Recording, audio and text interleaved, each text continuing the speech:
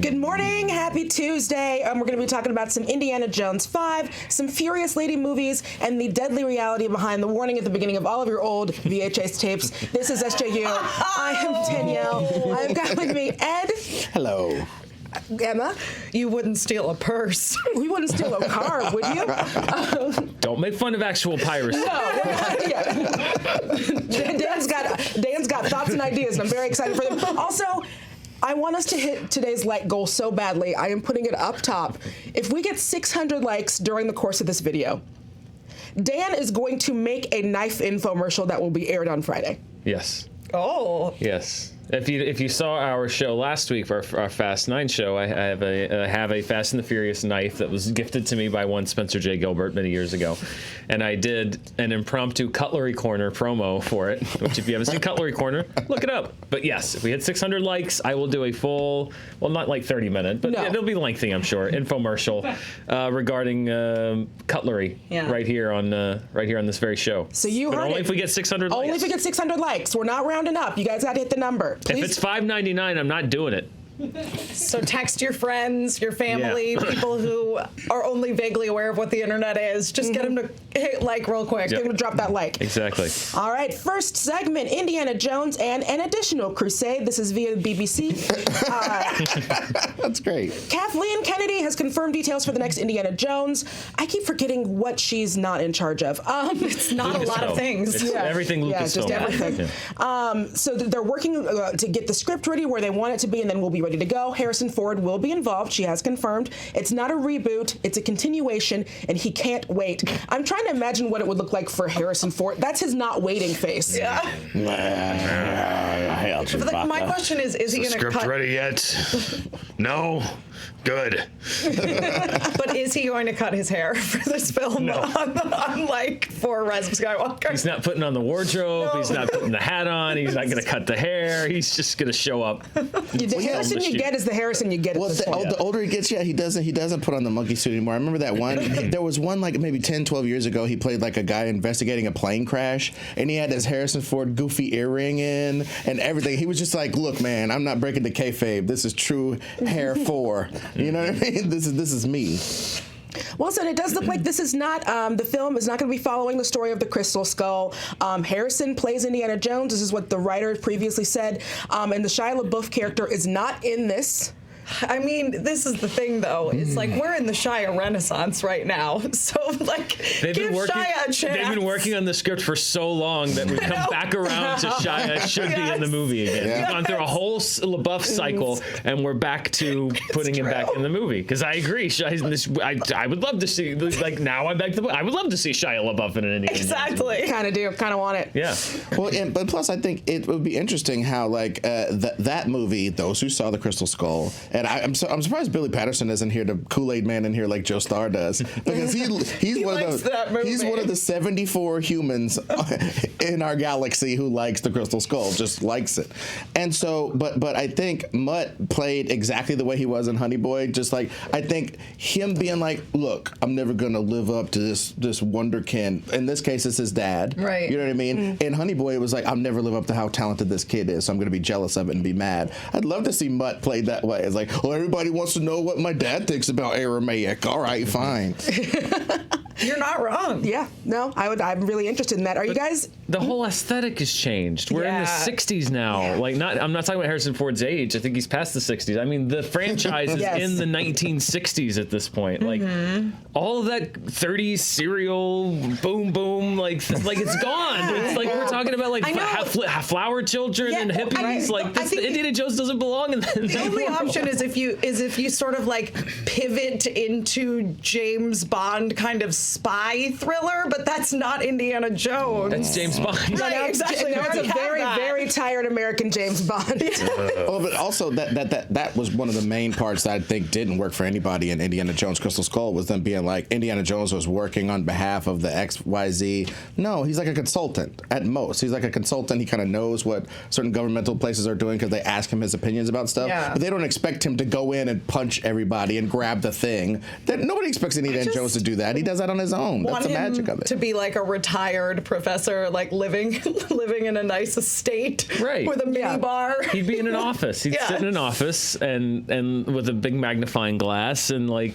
That's it. Yeah. Like there's no 78-year-old man that's going to be running around and let me put the fedora on one more time. Like no, that's what the last movie was kind of about. That. Yeah. Like, blue-haired ladies come and they blink their eyes and it says "I love you" on their eyelids. And you're just like, oh, okay, I'll consider it, Teresa. Now move on.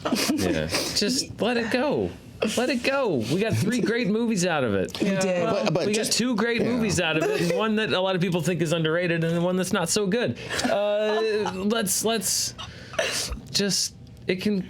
I'm okay. It's okay. Yeah, we don't need. I want to hold Indiana Jones's hand, the franchise's hand, and just say, "You can go. We'll be fine. It's fine. We'll be okay." It's interesting to me, you look at something like an Indiana Jones, which they tried, it didn't really work, and now they want to try again in what feels like a very obvious cash grab. But like, I feel like there's a lot of attitude towards this as there is with like a Back to the Future. People don't look at Back to the Future and go, you know what I really want? More Back to the Future. It's like, no, there's a good trilogy. I like it the way it is. It works because it's this succinct story. Yeah.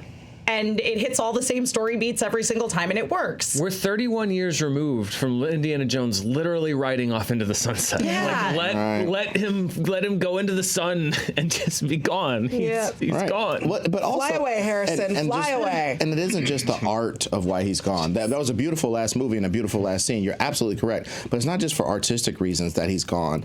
The world is smaller. We know this. There isn't so much exoticism. We refuse to exoticize certain things nowadays. I'm not talking about mores or political correctness. I'm talking about you can't just go over the horizon and go, oh, look at these strange lands and people are eating with sticks. By golly, that's over. And so he can't really discover. It's almost like he can't discover anything anymore. And some of the religious artifacts. The reason why Crystal Skull doesn't work is it's sci-fi. There was nothing really sci-fi about the Ark of the Covenant or the Cup of Christ. Yeah. Once you get away from that sort of mythological, excuse some of the Christians, but mythological arrangement, it starts to fall apart. So that and the lack of exotic places to go, the world being so small, it is the death knell, that as well as the art of the last movie. Give him a travel show. Bizarre foods with Indiana Jones. That's his cultural penance. He's just like, oh no, bugs are good. Don't demonize that. I would watch a travelogue with like him and John Rhys Davies, just like going around and trying dates and stuff in different countries. And bad dates, good dates. Like yes, I don't know why he's Yoda. Doesn't matter. Well, Frank Oz comes too. Frank Oz comes too. I thought that was Sala. Sala. Yeah. There we go. John Rhys Davies. It's Sala. What's your favorite Indiana Jones movie? My personal favorite? Yes. Ooh. Might be Last Crusade. And that's no shade at Raiders. I love them both. I love them both, but I love that dynamic between him and Sean Connery in Last Crusade. It's like 1A and 1B for me with Last Crusade and Raiders. I feel the same way, except it's flipped for me, and Raiders, so much of it is thanks to the character of Marion Ravenwood, because when I was a kid, seeing the scene where she is drinking with the guy and she basically just like drinks him under the table, I want to be that when I grow up. Yeah. Well, your liver doesn't. No, my liver doesn't, but you know what? I did my darndest. Yeah. Ed, what's your favorite indie movie? It would have to be number 3 just because, and I feel like it did get it's the movie that people think of when they think like the Dark Knight versus Batman Begins. Like Batman Begins laid so much pipe and infrastructure to help, that movie be so great. So obviously Raiders did that for Last Crusade, but like just to call back with do you think that's the Ark of the Covenant? I'm pretty sure. You know what I mean? He's calling the catacombs and just some of the stunts, the graduation of the stunts overall, just that Infernal Jones luck and the death trap sequence at the end is just so powerful, and it's talking about faith and knowledge. Faith and knowledge together defeat the enemy in that movie. And I just think that's fantastic. And I think it just comes down to what kind of stories you want to see, which is like some people would say like, well, I want to see a story about Indiana Jones struggling to adjust to a real world. And that's fine. If that's a movie. But I just, my personal preference is like, I don't want to see an older Indiana Jones struggling. Like, I like, the kind of wry, grab the hat from under the door, hanging onto a tank. Like, that's the kind of Indiana Jones movie that I connect with. Like, I understand, like, it's a natural progression to see an older, and like, I'm not interested in that take on a personal level. Like, I don't want my last memory of Indiana Jones to be old professor, weary and struggling. Like, I'm drawn much more to that kind of dashing 30s, like, hero that he was really in the first 3 movies. That's just a personal preference. Not to say that those aren't good stories or stories that can't be told, but that's just the way I like to see the character. Not every franchise needs a Logan.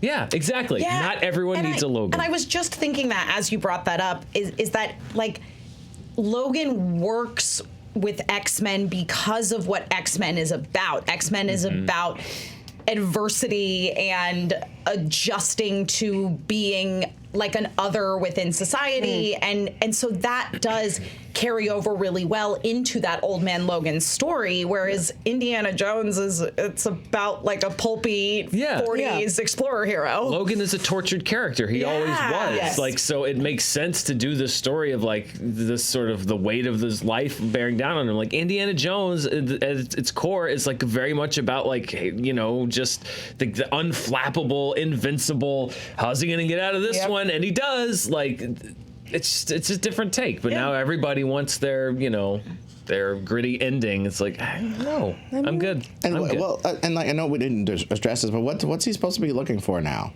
Like, honestly, what would be interesting 60s enough? stuff. This is called a microchip. Like, are we gonna have to see that? Like, what would he actually chase after? We're talking about the 60s, and I definitely don't want to see the whip catch Charlie Manson's hand while he's trying to, you know what I mean? I don't need that. What if it's just 2 hours of him yelling at hippies to get off his Get off my lawn! I will buy tickets right now. Cut your hair! You get to a barber! That I would watch, I guess. I mean, I would rather watch that than him creeping his way through another labyrinth. Oh, and then some kid yells back, "That guy belongs in a museum!" No, that's gonna be in it. That's gonna be in the movie. No. You know it. It definitely If you slow it down, you can see the exact moment Dan's heart breaks. Thank you guys so much. You willed that into existence. All right, a bunch of money for me and all my friends. Thank y'all so much for liking and subscribing and doing all of the wonderful things you do so that we get to keep doing things where I get to see Dan's heartbreak in real time. For subscribing and sharing, hitting that bell, commenting, all of those things. We got to announce it. I'm going to keep saying it because I'm really excited. This is going to be super fun. We are doing a live movie fights right after the Oscars on February 9th. So as soon as you're done and you're putting together your hot takes, jump on over and come see some of our hot takes because we gonna have them.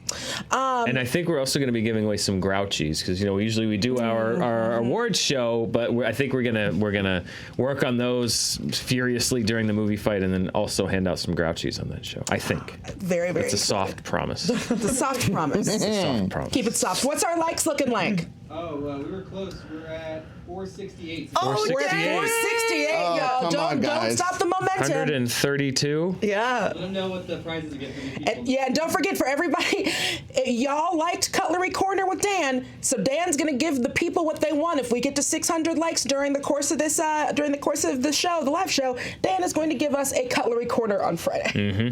It's very exciting. I gotta get some more knives. You gotta get more knives. Yeah. I never thought that'd be a thing I'd have to say to a man. That's right. No, I've done nothing but date knife guys. It's a thing. It just is. Next, I can't believe this story. A school fundraiser hit with licensing fee. This is via CNN. So an elementary school in Berkeley, California hosted a parents' night out to try to raise money because schools are broke. During this, they played the remake of The Lion King. It sounds like just kind of in the background or somewhere around there.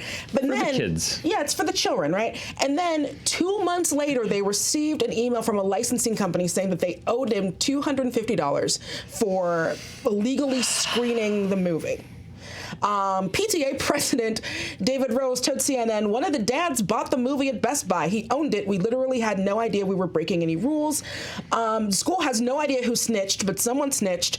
So they have no idea how the company found out that it was playing. I know who it was, Carolyn.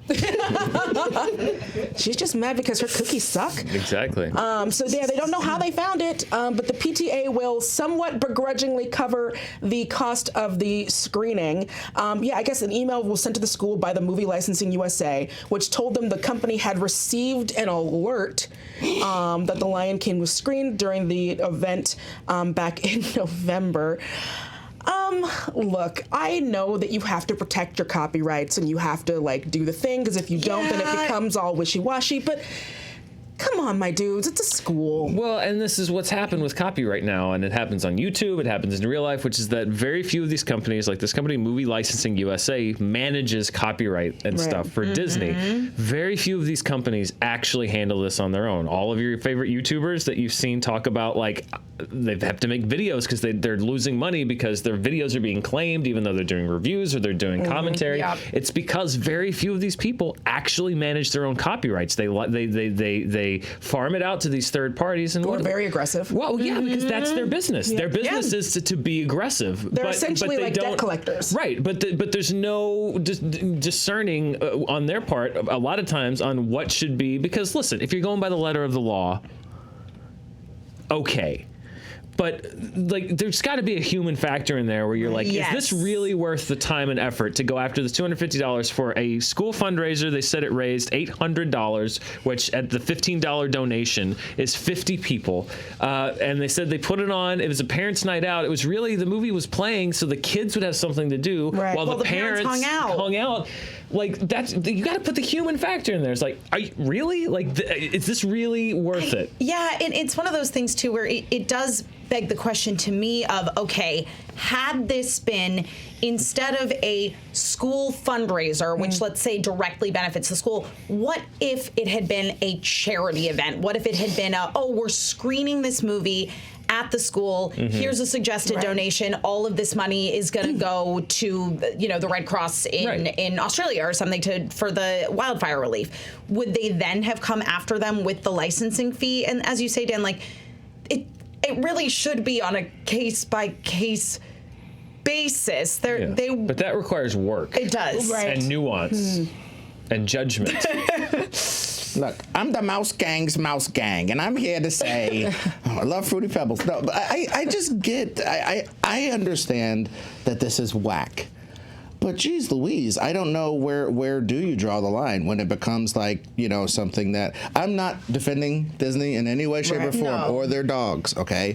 Not, defending their white dog, I'm not doing that. But this is, where do you draw the line? Are we living in a blacklist, a whack list society where people are telling on people? If they had rented out a movie theater and said, we are showing The Lion King at this movie theater, and it costs $15 to go in for the PTA, and the purpose of the thing was you sit in a dark theater and you watch the movie, and that's the event, then I think they have a much stronger case. Yes. But for a thing where it's I'm sure they put on the flyers hey, it's a parents' night out, we'll be showing The Lion King for the kids while the parents do whatever, and even they say this, the kids were running around and playing, the movie was on as entertainment for them at this event.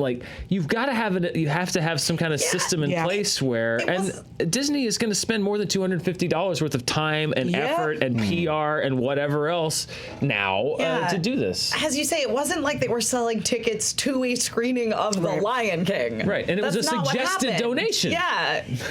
Which is how I think, again, I know that the way that a lot of this, you have to start claiming your stuff, because if you don't, then it becomes this thing of if you're not aggressively coming after it, then it's almost like you're saying that it's okay for people to use your stuff. I get it. Why can't it just be a letter that's hey, this is a warning. We heard that we did this. Next time, you're going to have to pay this fee.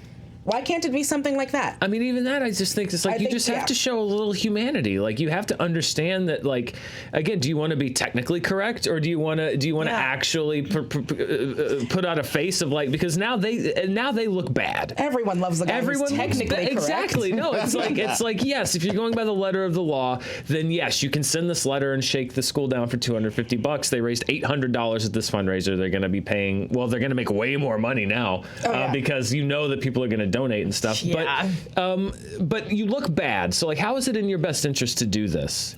It's when you depersonalize things, and that's what happens is as things get more and more centralized and companies get bigger, they don't have time or don't want to put the energy into into doing the stuff themselves, so they farm it out. And this is the kind of stuff that happens because I'm sorry, there's just no way you send this letter. It's just, you know me, I'm Mr. Anti-Piracy. Yeah. Oh, yeah. I made fun of you. I mean, I got on you for making fun of the I will admit commercial. it, very cheesy piracy commercial from the early 2000s, but the message is correct. No, the message is absolutely correct. The message is correct. So I'm Mr. Anti-Piracy, but even I am saying, like, come on, like, that's too much. Disney, you went too far. You made Mr. Anti-Piracy mad at like you. When Mr. Anti-Piracy, when Mr. Protect the Rights of the Intellectual Property is like, come on, man, you know that's bad. 100%. Be cool. Yeah. I did find, though, this was a quote. This is from, I had to make sure I got this right.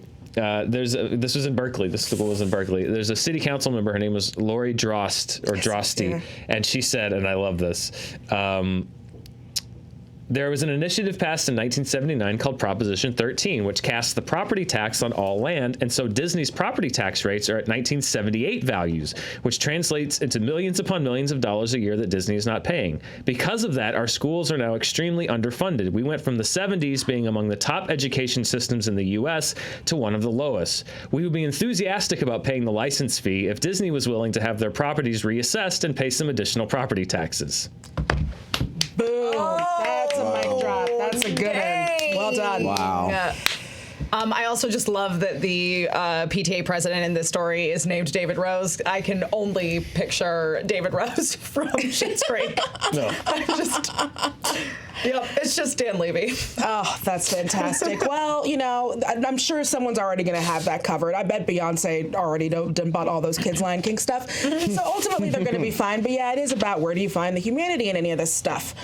Next, you gotta have somebody that just like rubber stamps these letters before they go out. Just like one additional filter, because they even they called the movie licensing company, and the lady that ran it was just like, yeah, it's illegal because that's their job. That's what they do. Like, you've got to have somebody. You have to have the rights holder. The rights holder has to get involved at some point to some degree. In my opinion, making you look bad. Because it makes you look bad. Because now we're not talking about movie licensing USA. We're talking about Disney. Yep. Because that's ultimately it looks like Disney shook down to a bunch of children. That's ultimately who's responsible for the actions of this company. So, There we go. Ryan, where we at with them likes? They hit it. oh, get ready. Commercial. I got a text from Mara that said, "Oh, honey, we have so many knives." I guess we won't have to worry about. It's so exciting. Oh, I my can't gosh, wait. I want to produce this knife infomercial, Dan. So let's talk. Just come in on Friday just for the knifing. Speaking of what I'm assuming will be knifing. There will be no knifing here. Sorry, the presentation of knives. Yes. Presentation of the knives. The presentation of the knives. My favorite Lord of the Rings. Fast franchise is getting a future female Fast franchise film. This is via MTV. Vin Diesel told MTV that he has greenlit an all-female Fast spinoff. I greenlit it. We'll get Family. And that's all we know. We just know that it's going to be ladies being fast and ladies being furious. We're assuming that the leads are probably going to be like Michelle Rodriguez, Vanessa Kirby, Charlize Theron, Jordana Brewster, Natalie Emmanuel. Is there anyone Yes. of fast ladies. 100%. I agree. Is there anything? What would you want to see in a ladies fast franchise? I want to see ladies driving fast cars. I really do. The ladies don't get enough driving time, I feel like, in the Fast and Furious films, because in general there are like just not as many women in them as there are men.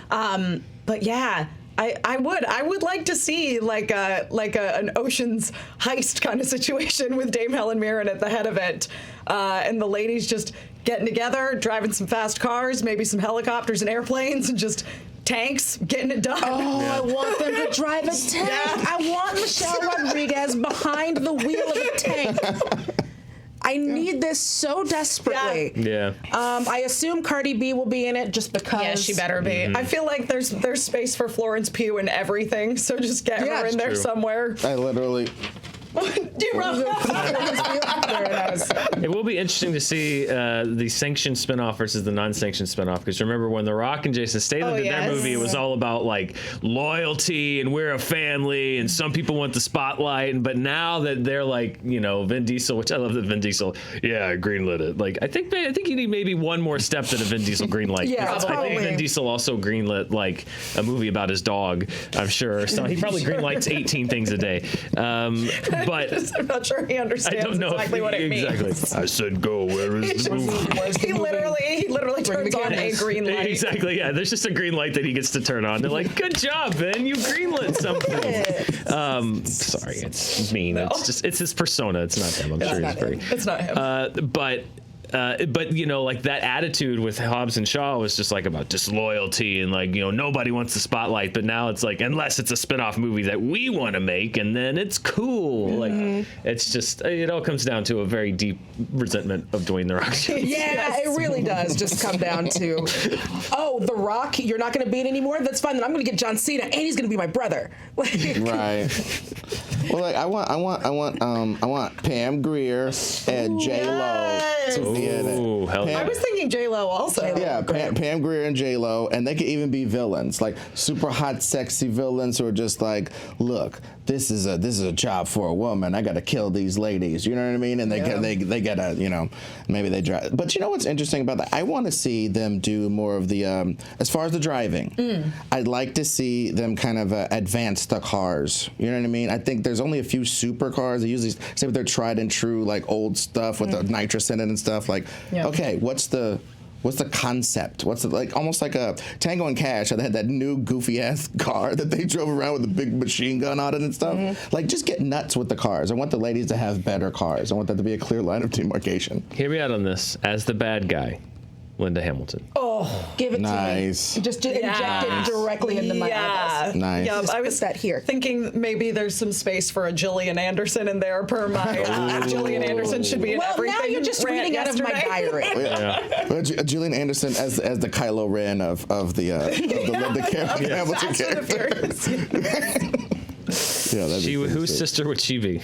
Charlize Theron's sister? Yeah. Charlize Theron's sister. Can we get her the accent that she uses in Sex Education? Yes. I haven't seen it. Oh, it's very good. It's very good, but I know you have a long list of things that you still need There's so many things. Yeah. Oh, I feel like I want Michelle Yeoh in this movie too. Yes. Always. Yeah. Always. Yeah, well, I think if you grab all these ladies and place them gently into the tumbling machine for lottery balls, I think we would come out with a pretty good cast. I think we would too. Do you remember that brief moment in time when they were going to make the Expendables? I do. Oh, vaguely. Yeah. With, you know what's what? her name? Cynthia Rothrock, damn it, Cynthia Rothrock. She's been on ice like Captain America. She's frozen in a permanent kicking pose in a VHS box made of ice somewhere. You gotta bring her out, man. She's great. Cynthia Rothrock is great. If you guys don't know about her, she's an early kung fu lady, white lady in Asian movies kicking butt. You know, Cynthia Rothrock, badass. All right, I think we've done it, you guys. We've cracked it. Who would you want to direct? Oh. Catherine Bigelow. Yeah. That could be a good I think one. she does good action, that's all I'm saying. Her, a lot of them, but I don't think Patty Jenkins would come off of her throne. I got to look up the name real quick. I apologize. I can't think of it off the top of my head. I think you. I think Catherine Bigelow is a good direction one. to go. I mean, just as a general direction. Yeah. But obviously a lot of the, like Deborah Chow and all these different people who are I was popping gonna say up. I haven't seen Birds of Prey yet, but I'm interested to see, and I hear the action scenes in it are fantastic, and Kathy Hunt directed that, so. There is a director. She she directed The Spy Who Dumped Me, which was, I think, a really good action movie and a comedy. Her name's Susanna Fogel. She wrote Booksmart. She was a writer of Booksmart. She wrote and directed The Spy Who Dumped Me. I think, and if you haven't seen The Spy Who Dumped Me, number one, I think it's a funny movie. It didn't do well. Number two, the action is really good in it. Ooh. So, it's surprisingly good. And there's like a Cirque du Soleil sort of scene in it that she does, and McKinnon is just so funny in it. McKinnon is just can't lose. Well, that's to be expected, but she's there's really people walking in our walls. I don't know if you heard that. Yeah, she's really good. That is an underrated movie, Dan. It really is. Yeah. And people think of it, it's almost like a plane movie. But I think I would watch it outside a plane. I think I would public it in the daytime. I'd hold its hand at the mall It in front of entered all our the cool orbit, kids. luckily at the same time as Movie Pass, which is how we saw it, because it was like, let's see everything. Right. Don't be. We were glad that we did, because it was Yeah. actually quite enjoyable. So yes, Very Susanna good. Fogel. She's my pick. I'm sold on that. Susanna Fogel's a good one, or just get a car to direct it. Have a Also an option. car. I think we're coming up on that. And lastly, Lady car. I want to end on really quickly one fan question by KMM asking, what is our favorite movie soundtrack? One that they loved, for example, was the Spider-Man to the Spider-Verse soundtrack. That is a good goal. That is a good one. I'm not going to talk about Almost Famous again, so you guys take it from me. I'm trying to I'm not going to do it again. 'cause Okay, well, I have a list. I have a list to vamp while you guys are thinking. Okay, for me, seminal ones of my youth, Pulp Fiction and Jackie Brown, both from my youth. I could listen to every single song in there. I like the Tennessee Stud by Johnny Cash because it's playing when Odell goes to kill a character. It's just in me. I like these songs. Juice, the motion picture Juice. did have a great soundtrack. The guy who says, "You got the juice now, okay, I got the homie." juice now, my man Mitch Marchand. I know him. He's a TV writer now. That's cool. Juice is a great one. Above the Rim. Above the Rim had a fantastic soundtrack. Above the Rim had a great soundtrack. How High, kind of a terrible movie. How High and High School High. Both of them have pretty good soundtracks, and actually, High School High has a really dope soundtrack. But it was that was a really bad movie. Yeah. It's like sort of a Zucker type of thing in a black high school, and it did not quite work. Don't Be a Menace to South Central while drinking your juice in the hood has an excellent soundtrack. Friday had two good soundtracks because it had all the originals, and then they had an old school version for all the old school songs that they played. And if you want to dust off the mothballs and get I got to give you a couple basic B ones. Superfly and Shaft. Be basic B and listen to those. I think mine are kind of basic too. I remember the first movie soundtrack that I was really into as a kid, and it was the Batman Forever soundtrack. Oh, yeah. Good soundtrack. I'm scratching it off my list. Real good. Real good. Yeah. Also, I feel like the soundtrack for Clueless was very defining to my youth. Yeah. Another 90s soundtrack, Empire Records. Oh, It's a yeah, very big, Empire Records very is big so soundtrack. good. The Graduate, obviously, historically, Yep. great soundtrack. Hot Fuzz, I think, out of the soundtrack. But the soundtrack that will take me back anytime I hear it to 16-year-old me getting his first taste of independence driving around Varsity Blues. Oh boy! First of all, great soundtrack, great songs, Yes. great soundtrack, and it's just one of those pieces of music. If I hear anything from that soundtrack, I automatically think of like just riding around in my 1990 Honda Accord, blasting Varsity Blues. Oh, you know what makes me going remember, nowhere. You know what makes me remember being that like a grimy BMX kid looking for an It or Stand By Me adventure type days is the Crow soundtrack. See, now for me, I have the That- lady version, which is the Kraft soundtrack. Yeah. yeah, that's true. The Craft is kind of. I never thought about that. It does have a good soundtrack. Absolutely, it's a great soundtrack. And if you're a woman who of a certain age, the Kraft holds a very dear place in your heart. It does. It definitely does. All right, so we're gonna go ahead and get on out of here. We sent our friend Yale to the premiere of Timmy Failure Mistakes Were Made, which is on Disney Plus now. You can check that out. We sent her to the red carpet to go do some interviews. So just stay around because we're gonna be playing that as soon as I'm done talking. Ed, where can the people find you? Reboot It YouTube channel. We tried to reboot Indiana Jones on there, and we had to do the Picard thing of giving him a bunch of young people to jump around, and then we try to do his origin. But bottom line, watch it. And Nerd Goat Podcast. Thank you very much. Perfect. Emma? I am at Emma Fyffe all over the internet, wherever Emma Fyffes are sold. If you guys are fans of My Hero Academia, there is going to be a red carpet premiere here in Los Angeles on February 19th, and I will be one of the correspondents that is hosting the live stream from the red carpet there, so you can check that out at twitch.tv/Funimation. Ooh, very, very nice.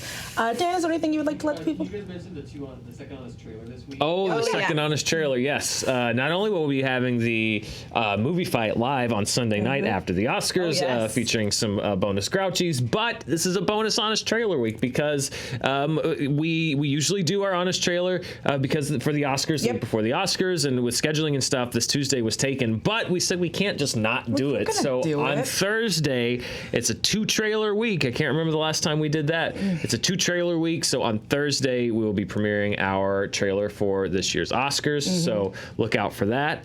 And and you can find me on Twitter at Murrell Dan.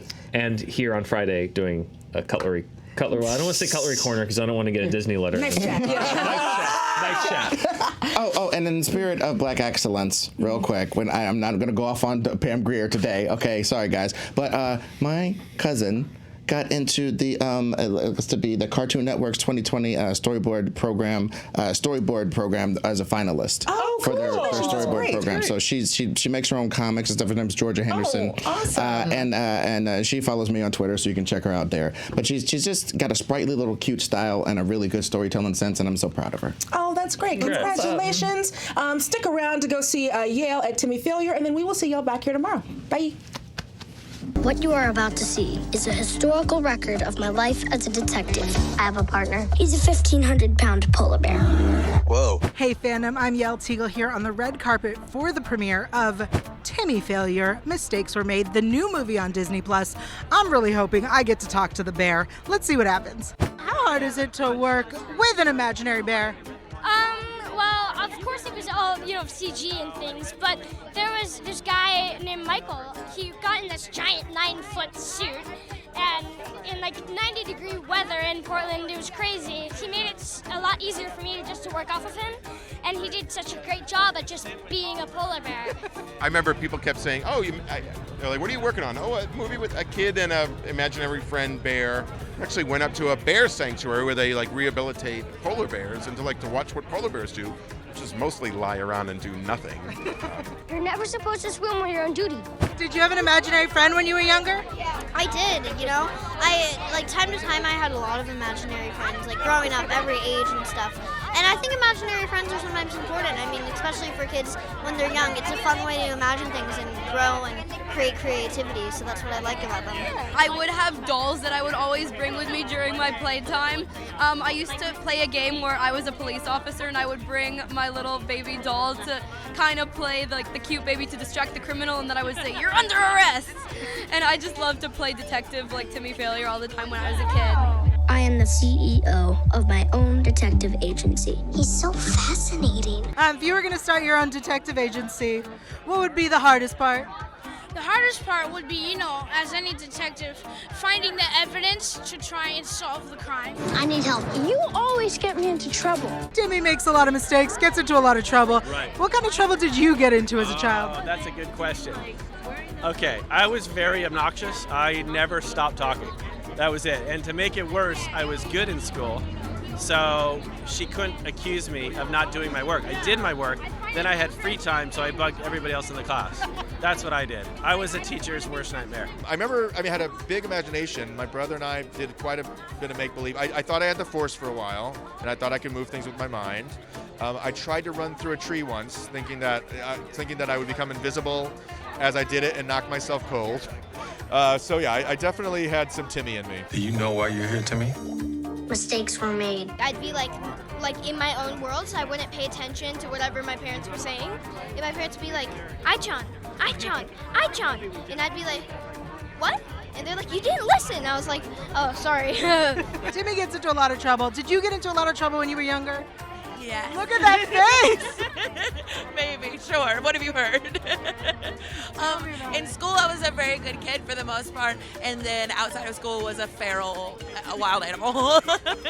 A lot of off-season fireworks. Does that make sense? Yes. Okay. That's it for the premiere of Timmy Failure, Mistakes Were Made for Disney+. There was no bear, but we learned a lot. Thanks for watching.